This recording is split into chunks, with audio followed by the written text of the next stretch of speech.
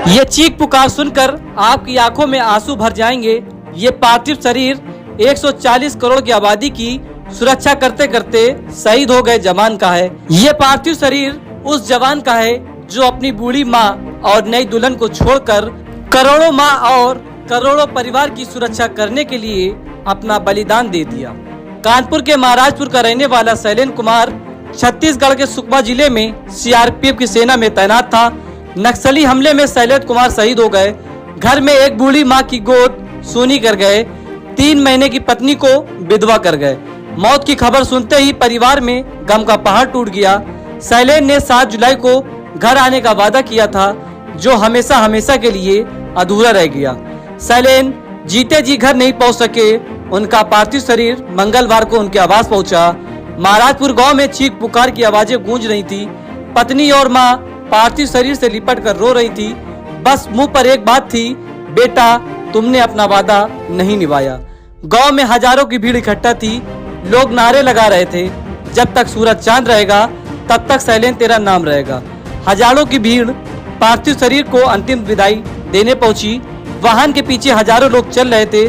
गांव के लोगों ने बताया कि शैलेंद्र मोहल्ले का दुलारा था, स्वाभिमानी था, संस्कारी था, मिलनसार था।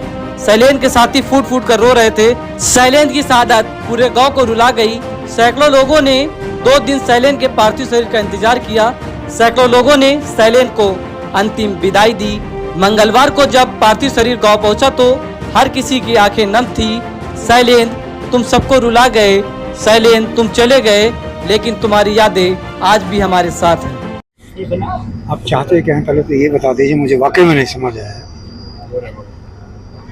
कि आज हम हमारे साथी को यहाँ श्रद्धांजलि देने के लिए इकट्ठा हुए हैं।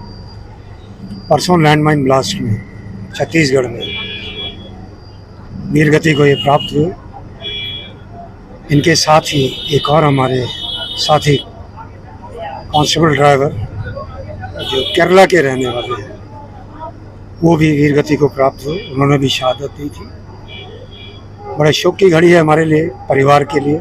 मैं आया, परिवार से भी मिला हूँ और हमारी ये यथासंभव कोशिश रहती है कि जो एक बार सीआरपी के परिवार से जुड़ जाता है, सीआरपी हमेशा के लिए उस परिवार को अपना के रखती है।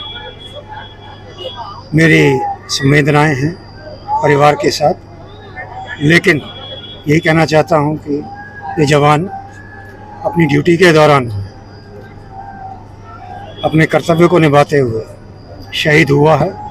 और सरकार, चाहे वो भारत सरकार, चाहे वो उत्तर प्रदेश सरकार हो, चाहे सरकार छत्तीसगढ़ की जहां इसने शहादत पाई है, इसके साथ खड़ी है और हर तरीके की जो भी मदद हो सकती है इनको दी जाएगी।